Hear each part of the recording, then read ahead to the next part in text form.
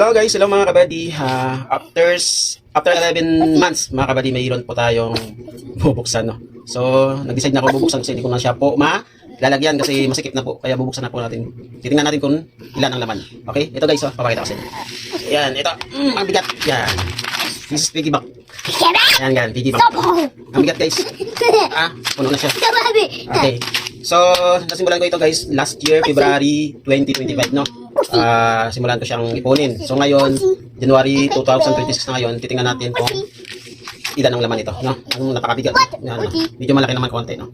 So, titingnan po natin kung magkano. Ang makukuha ko dito guys, dito sa dagdag po natin sa paninda po natin diyan sa tindahan. Ang bala ko po dito guys is tsinelas saka yung household product, no?